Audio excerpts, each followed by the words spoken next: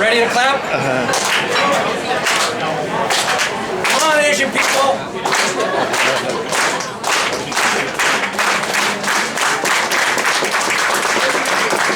All right, good afternoon, everyone. Thank you so much for coming.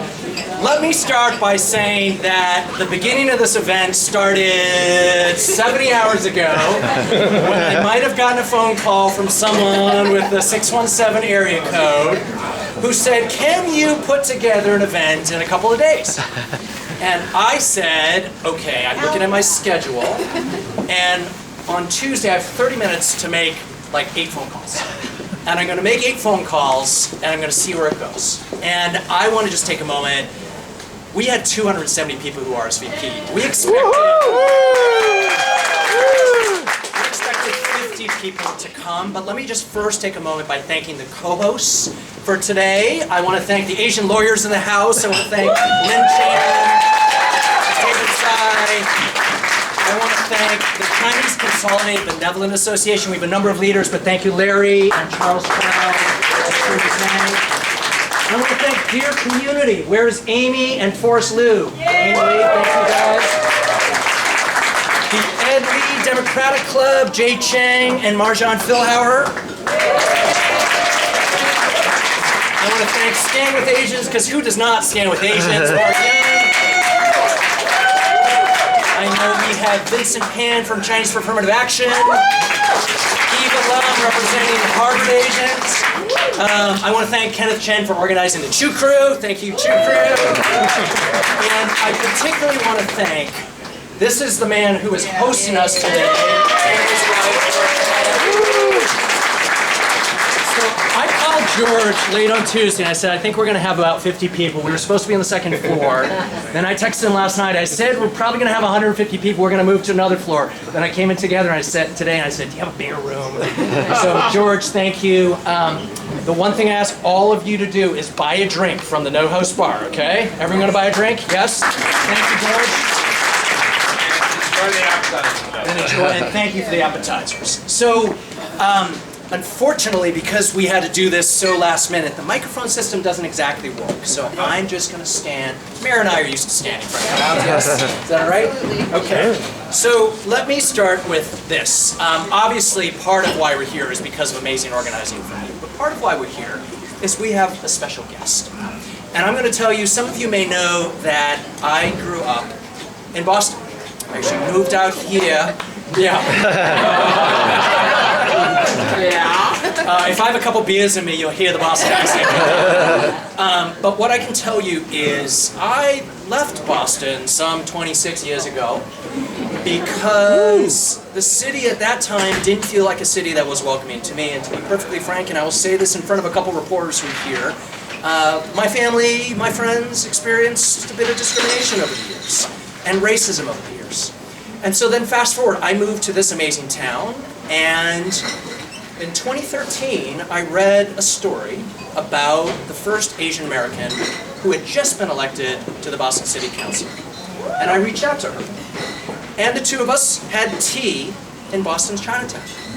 And we were talking about how improbable it was that the first Chinese American to represent San Francisco's Chinatown was having tea with the first Chinese American to represent Boston's Chinatown.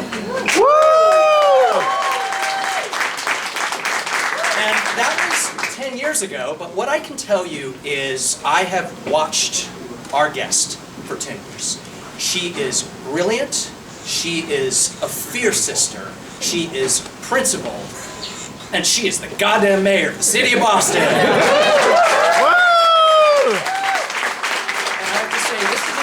Our city is 175 years old, but I just did the calculation. I did the math. Boston is 393 years old. That's almost 400 years old. And it's just incredible that our guest has overcome the odds, overcome so many barriers to be the first woman, the first person of color, and the first Asian American to represent her great city. So with that, I know we've already said welcome, but let's give one San Francisco welcome to Mayor.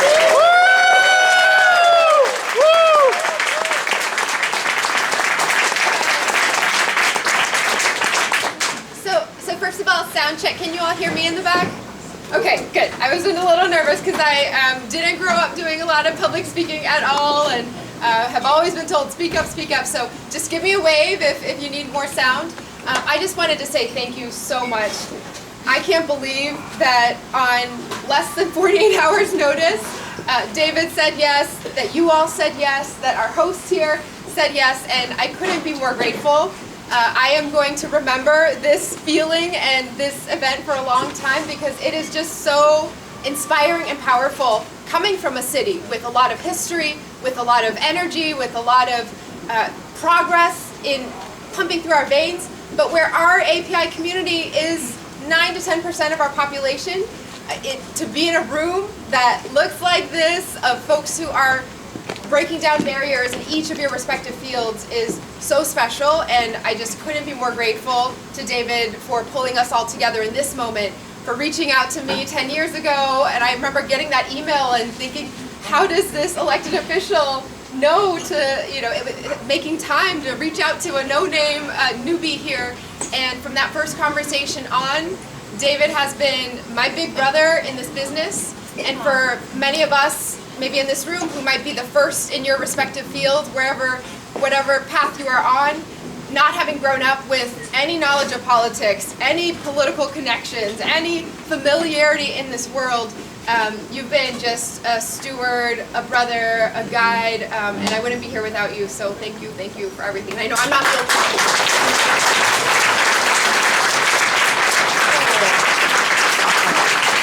So we are going to have a conversation. It'll be a little unorthodox. Apologies for the sound again. But have a few questions. We'll probably go for about 20, 25 minutes and then open it up to some questions from the audience. And then hopefully folks will have a chance to say hello to the mayor.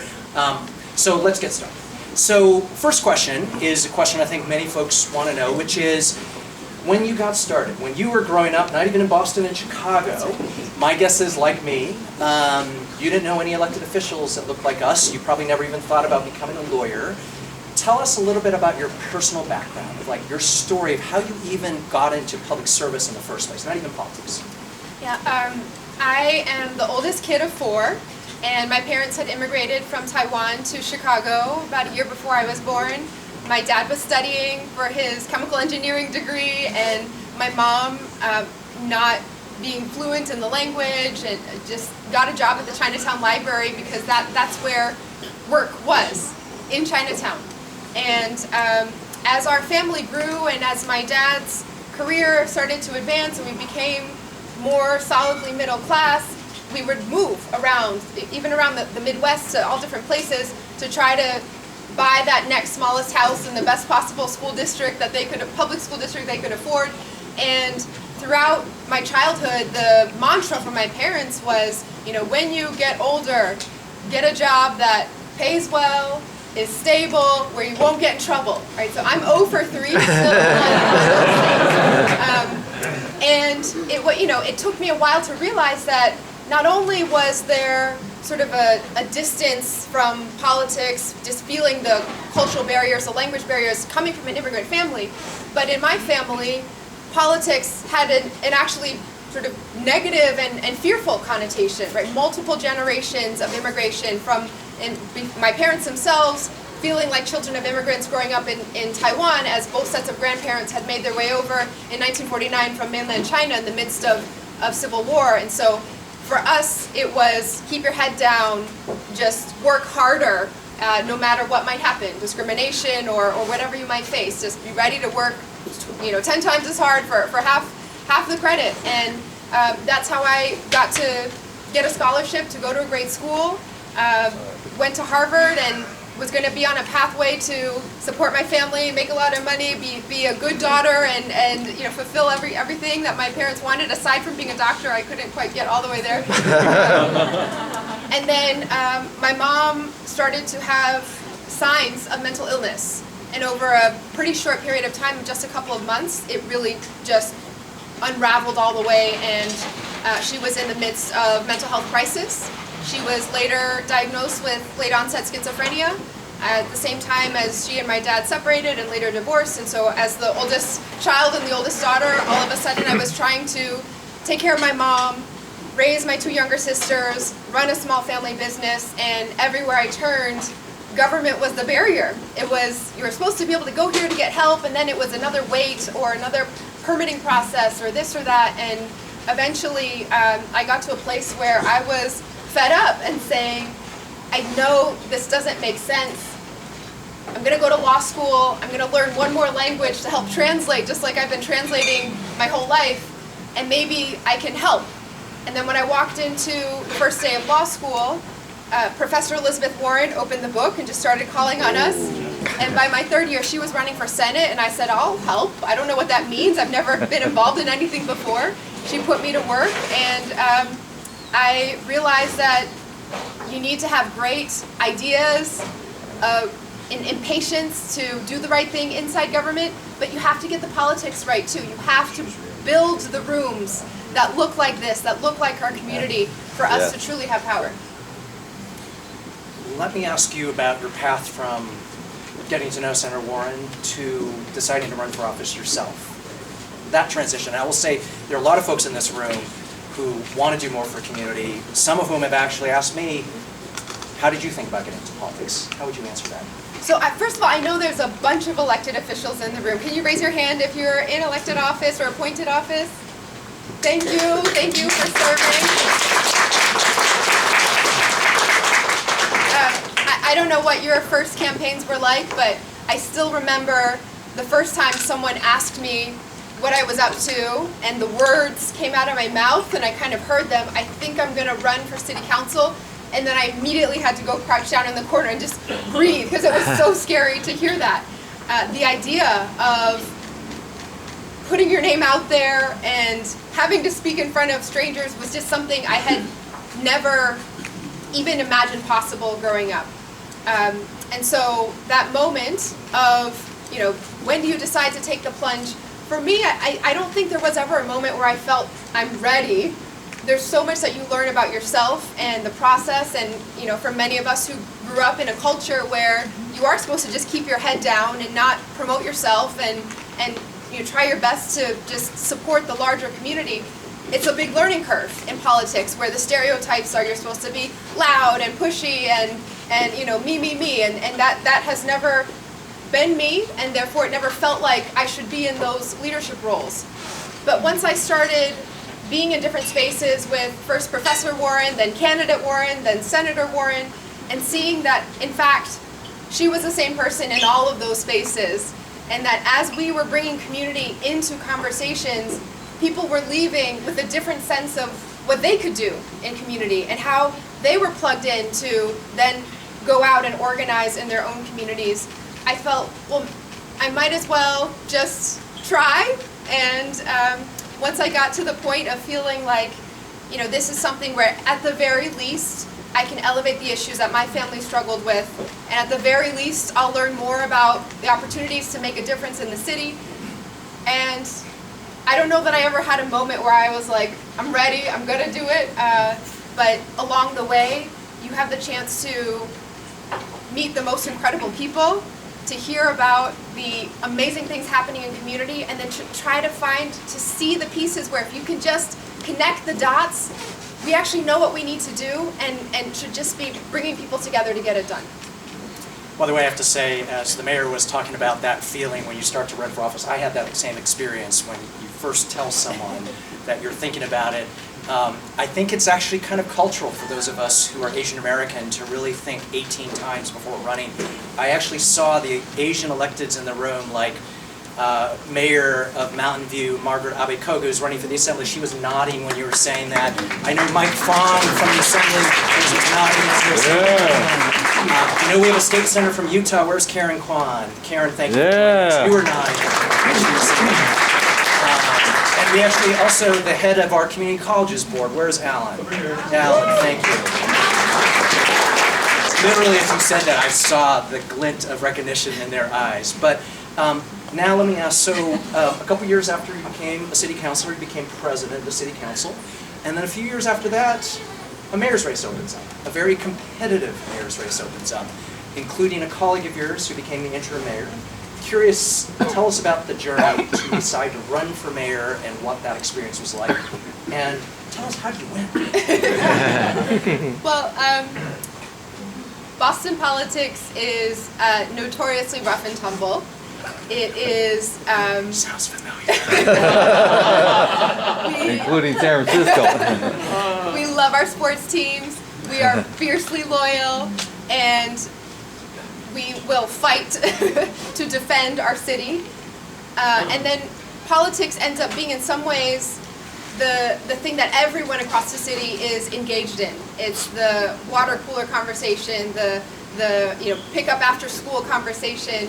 It's what people breathe. And so we had a situation where a very, very long, we have a history of mayors staying for a very long time. We don't have term limits on the East Coast in Boston. Oh, wow. And so my first election for city council ended up timing up with our 5-term, 20-year mayor deciding he wasn't going to run for re-election, and then several councilors ended up running and giving up their seats for that opportunity, and so there were openings. When I had decided to run, this was coming out of the pandemic, feeling like everything was so challenging in the world, and it was on us in this moment to decide what the world was going to be for our kids. My boys are now 6 and 8, but they were 3 and 5 at that point, and between the headlines that you see on climate, on public health, on all the ways in which what we do in this next period is really going to determine the next several generations, I decided I was going to at least have the chance to talk about the right issues and make a good run at it. What ended up happening after I threw my hat in the ring was that, in fact, then the incumbent was, a former mayor was then appointed to a cabinet position with President Biden, and so then there was an acting mayor and in some ways an open race, although the acting mayor then was also running and therefore technically was the incumbent as well. A very wide field for, again, a seat that doesn't come open very often in a city that is majority people of color, but with a very wide coalition and range of all different constituencies making that up. And, I think sometimes when Asian Americans run, I've had similar conversations with others who come with the biggest fundraising numbers, the longest years of service, the experience, and yet you're never seen as the front runner, right? You're always the underdog. You're never expected to be the one who can win, especially in a city like Boston. And so I was in the field as the youngest candidate, the only one not born in Boston. That may have been the weirdest thing about me of all. And yet the longest serving elected official, having put in the time representing the entire city for 8 years, knowing the issues, having the relationships. And by the end, we chose to run a campaign that, amidst a lot of pretty big ideological divergence for Boston, some pretty intense super PAC action and targeting, and I'm glad my kids were as young as they were at that time and weren't really following and processing. We chose to try to present the most hopeful, beautiful version of Boston, because that's the city that I see. And I think that's what all of us need right now in a moment where the world is so heavy, is when international conflicts are dragging all of us to the depths of despair, and we're grieving around the world, when often it feels like the federal government is at fisticuffs with each other, and all other levels just feel so distant. It is truly up to state and local leaders to stand up, organize, and drive our cities forward. And I'm really grateful that we've been able to put Boston up as an example, partnering with other cities to say, in fact, when you get involved, this is what we can do. Welcome to San Francisco. So you've been in office now for 2 years, and from what I can tell, your polls are still soaring. Tell us a little bit about your proudest accomplishments in your first few years in the job. Yeah, our goal is to make Boston the best city for families. If you plan for the youngest among us and our elders, then everyone can thrive. And so it's really been about the basics of how do we boost housing production and boost affordability, a refrain that every city is facing, but a lot of effort there. In some ways, looking at the examples, David's been a great mentor in thinking about some of the housing policies and what we've put forward in Boston that really mirror some of what you all have seen here and the tools that you've used. We're looking at public transportation and had put some federal funding in to make our 3 bus routes that run through communities of color and our economic opportunity neighborhoods free to all, and seeing the gains that happen when you can get on the bus without having to try to uncrinkle and stand in line, and that the infrastructure benefits then also are stabilizing when there are no financial barriers. Those are our 3 highest ridership routes anywhere in the city, even as ridership is facing challenges everywhere else. We have invested in rethinking how childcare, universal pre-K works across the city to partner with and build out the ecosystem, particularly among home-based and community-based providers, which often have more multilingual, multicultural offerings that are closer to home anyway. And you know, we're doing our best to be the greenest city in America, although we're going to have some competition here. But as a coastal city, about a third of our downtown built on landfill over hundreds of years ago. The impacts of Mother Nature reclaiming the water that was hers are felt every day, and so we're living in a time where we have to both prepare and invest in the infrastructure, boost our resilience, but also be ready for what is going to come in terms of more intense storms and the challenges we face in building the social resilience in our community to be able to react. So, Madam Mayor, you lead one of the oldest cities in America, but I want to say you are in the oldest Chinatown in the United States, right here in San Francisco. And we're very proud of Chinatown for many reasons, including the fact we've had many generations of Asian immigrants that have moved through. But at this moment, as has been always the case, we have thousands of immigrant families who are living in poverty, who are living in substandard housing. And I wanted to ask you, you've often talked about what equity means for your city, for our communities. Could you talk a little bit about that? What do you see as the vision for neighborhoods like Chinatown? Yeah. To be a city for everyone, that means every generation has the pathways to opportunity, right? We think about pulling together the pieces so that our young people are learning not just in classrooms, but in all the 4 quarters of the corners of the city being their classroom rather than just the walls of their schools. Creating first-in-class partnerships between major employers like our hospital system and the local schools. It means starting first with the investments in climate justice and infrastructure, where communities who have usually done the least to contribute to our biggest challenges and yet are most often home to those environmental hazards have the opportunity to benefit from those investments first, including the jobs. One of the programs that I'm proudest of is our Power Corps program. It is modeled after Philadelphia's program, where young people from communities that are typically underrepresented in many of the industries are trained in green infrastructure, whether that is tree maintenance and as arborists, or thinking about energy, HVAC systems and energy efficiency and climate resiliency. All those jobs that can't be done over Zoom and can't be outsourced anywhere, we need to make sure our local residents and our workforce are tapping in. So equity to me is making sure that everyone in our city is not only has what they themselves need, but feels connected to the larger whole and understands and shares in the prosperity of every single other neighborhood.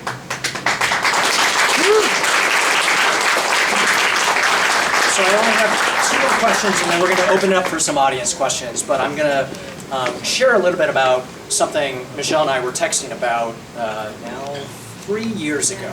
So in the first month of the pandemic, and some of you have heard me talk about this, I was texting with the then city councilor, Michelle Wu, who was representing Boston Chinatown.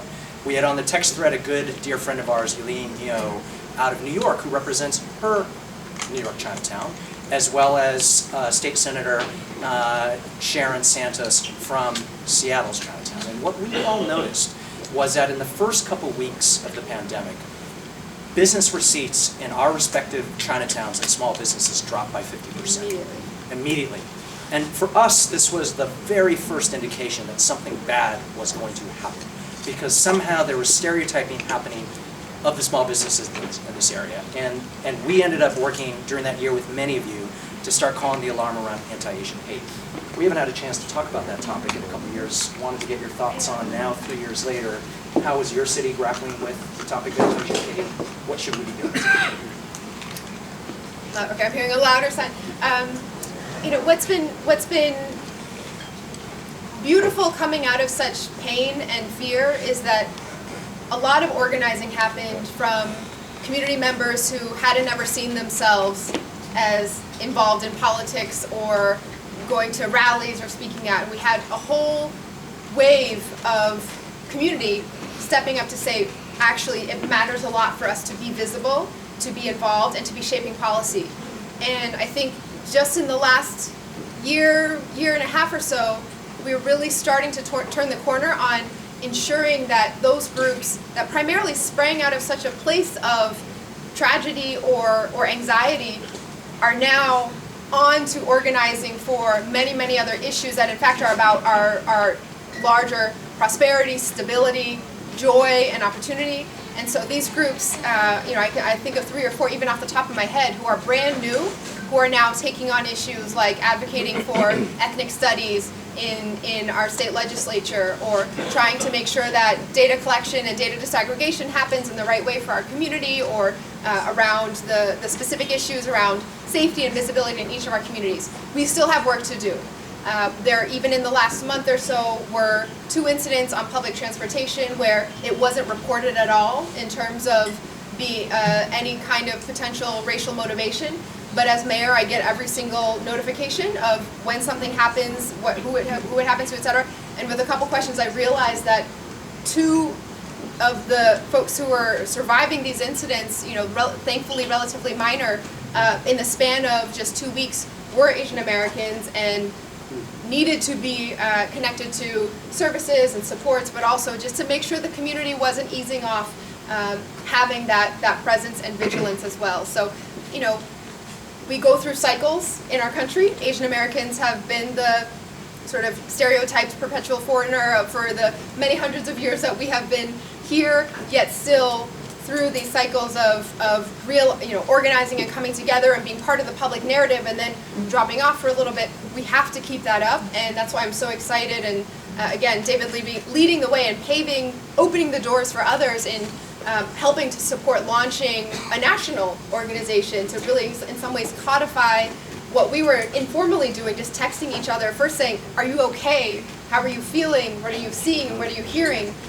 To now say, how do we continue to mobilize on the issues that we share and ensure that we're building the bench for those to come.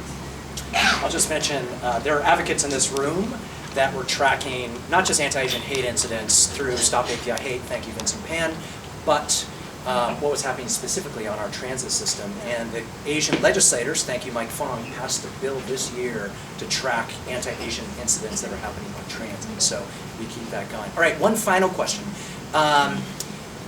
A lot of folks in this room are not going to do something crazy like run for office. You should. But what would you tell folks from different sectors and backgrounds who want to get involved and how to get involved? So I grew up in a household where we didn't talk about politics at all. We didn't, at the dinner table, it was, did you do your homework, this or that. And so for me, the learning curve to being engaged and active even had to start with really how to just get, from a very basic level, get informed at all. In order to have the voice, in order to amplify, in order to advocate, you have to be plugged in on a regular basis. And so whatever field you are in, just taking the time to be involved in what David is doing and what your elected officials are doing, checking in with the local, most sort of either democratic structure, committee on the ground, or city council, or everything is strange here, supervisor board. Because even though it's harder to find that information sometimes, it's not necessarily on TV all the time, that is where the impact is, and that is where you can most immediately make change. So I would just say, whatever field you're in, whatever sector you're in, it is political already. Whether you see it that way or not, whether you want to be in, whether you think of yourself as political or not, politics is shaping your lives. Politics is shaping the opportunities that your family and the next generation will have as well. We need you in this right now. The whole world needs you in this right now. We're in a time, again, where we're looking for examples of how to make things actually happen, how to build communities that are healthy and happy and connected to each other. And these days it can feel like kind of pushing a boulder uphill, but I believe, maybe I'm a little biased, the local level is the best and the only place for that to take root authentically. And so each of you all in your respective local communities you have a very loud voice, you have a very powerful presence, and we all across the country feel it when you speak up and get involved. Yes, yes. Thank you very much.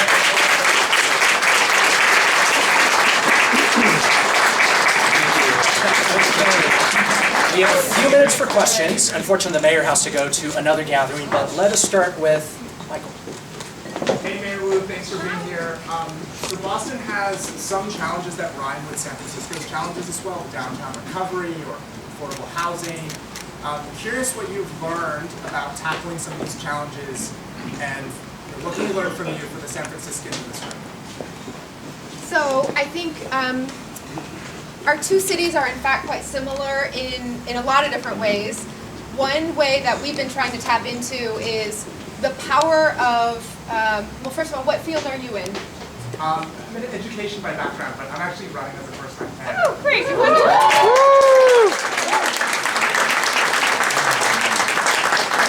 we often think about government as being in the role of writing the laws or passing the budgets and kind of staying in our municipal buildings.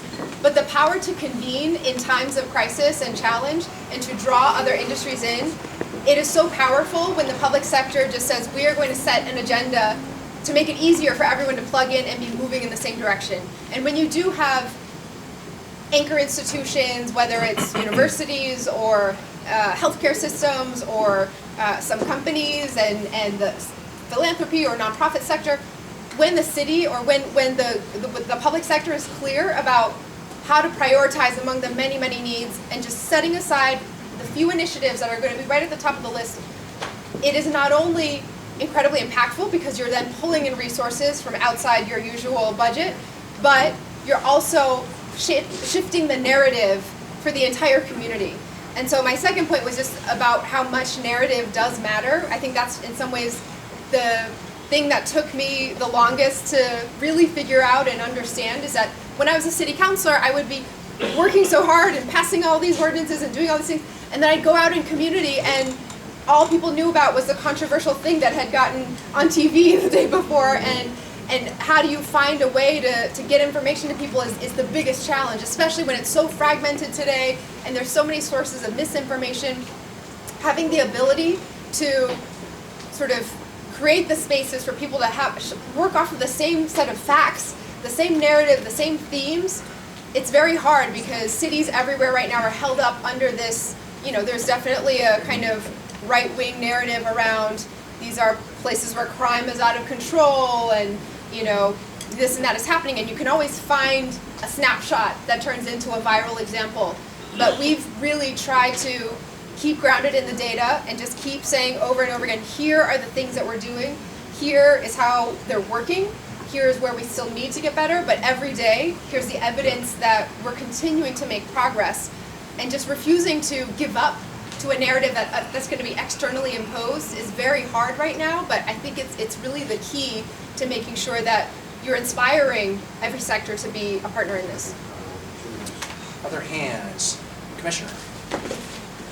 Mayor Wu, you spoke a little bit about mental health, and we're curious to learn about what programs you might have implemented yourself or how Boston deals with the subject of mental health. Yeah, I mean, we see it everywhere in terms of the trauma and the grief, the isolation from COVID, and then the stress from recovering from COVID, and everything in our economy continues to play out in different ways, whether it was incidents among our young people at schools or among their caregivers or seniors who are calling the city in mental health crisis. Every touch point that we have with our residents, this has become a challenge. And so there are two places that we've been really trying to make a big push. One, of course, is in destigmatizing. I know from experience what it feels like to be in a family where even speaking about it is taboo, and therefore it makes the solutions feel so far away and unreachable. And I've talked with some of our healthcare researchers in Boston about this, about how in almost every area of disparity, if you look at life expectancy as a proxy for sort of our effectiveness of our healthcare system, over the last 20 years, disparities have narrowed, whether it is by race, they have narrowed, still far too big, but they have gotten narrower, or by socioeconomic background. But the one place that has been consistently stuck has been around mental health, where a diagnosis of schizophrenia, the life expectancy hasn't changed over the last decade, even as medicine has been and treatment have been improving, because there is such internalized and externalized stigma that when we find spaces to talk about it, it makes a big difference. But the second part is that you have to do so in a way that is culturally connecting and relevant and appropriate. And we know that the staffing, we have a lot of work to do to make sure that our communities who feel the most isolated from our mental health care system are reflected in the staffing. And so we created a workforce development pipeline where we use some of our federal recovery dollars to partner with the large healthcare institutions and clinical behavioral health licensing institutions, where we support community members who are in the process of getting their education and licensing and credentials. We help pay for that tuition and education with their commitment that they then stay in the city of Boston and practice right in our city. So we need the staffing, but we can do something about that while also connecting the best possible people for the jobs, the best possible people to have that impact into these opportunities. Probably have time for 2 more questions. Why don't we go here? Yes, regarding the geopolitical situation, President Xi is meeting Joe Biden in San Francisco. And how do you see, the political situation and the relationship between Taiwan and USA? Yeah, it's as someone who grew up feeling very much like I was always invisible and sticking out at the same time, right? Always, walking on the street and people would be shouting different discriminatory sounds or things like that, but always just reduced to sort of a perpetual foreigner, one of the masses. I've become sensitized, as probably many of you all are in this room, when there are statements about other governments, when there are statements about other countries, it can very quickly turn into a backlash against all people who look a certain way or entire communities. And the anti-Asian hate was certainly fed by the kind of political crosswires related to how certain officials, particularly at the federal level, were talking about COVID-19 and the origin of it, and sort of squeezing political benefit at the expense of residents and Americans who were caught up in that. And so for me, I'm often turned to as the person representing this community to understand all issues, even those that are far outside our control at the city level.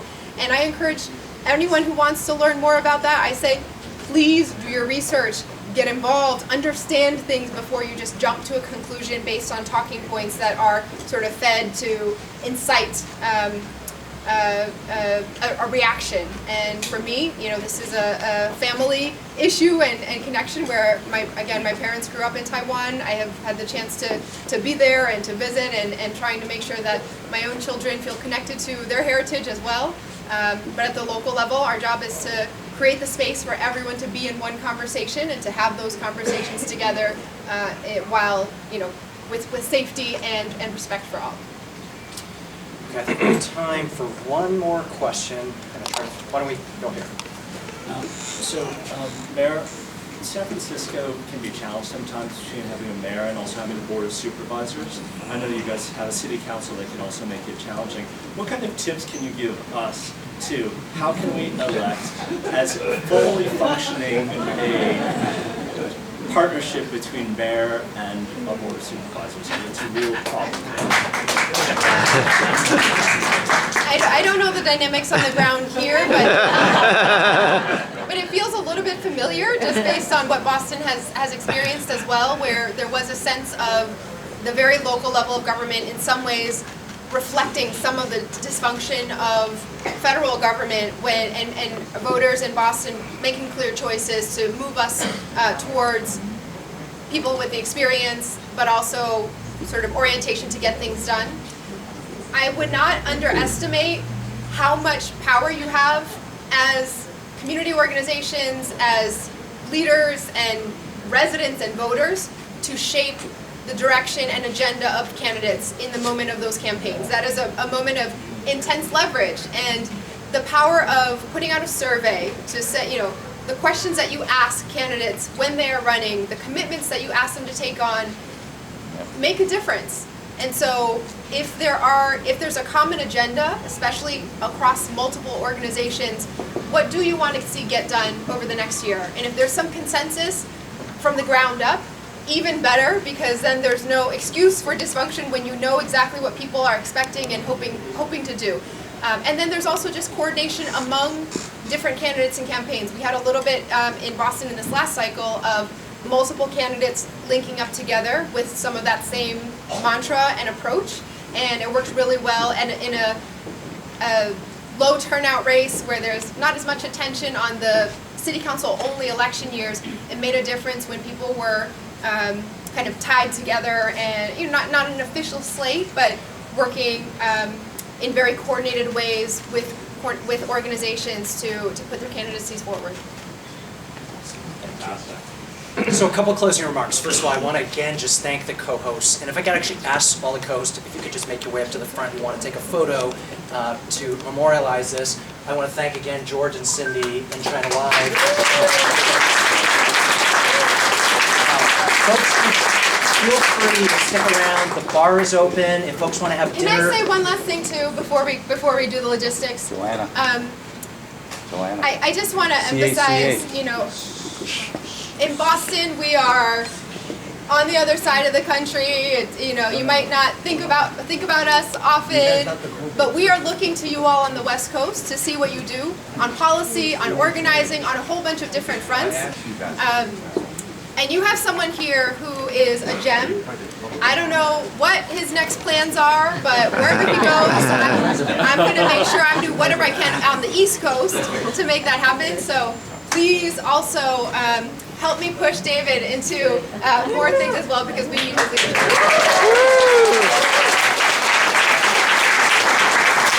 That was no fair, because of the last thing I was going to say, which is the mayor is actually starting to gear up for her first re-election campaign. She's 2 years in, but for anyone who thinks she should be re-elected? If you think she should be re-elected, the first major fundraising deadline is coming up. So I'm going to give you a URL, Michelle for Boston, and here is my profound ask. Tonight or on your phones, make a contribution at any level that's comfortable for you. So for some folks it's 25 or 50 bucks. For some of you guys, 500 bucks or 1,000 is nothing. So if I could ask you all to do that so that we could truly support a sister of ours who is fighting the fight across the country, even if she is a Red Sox fan. But we love you. We are so grateful that you're here. Thank you. Could you please join me? Thank you.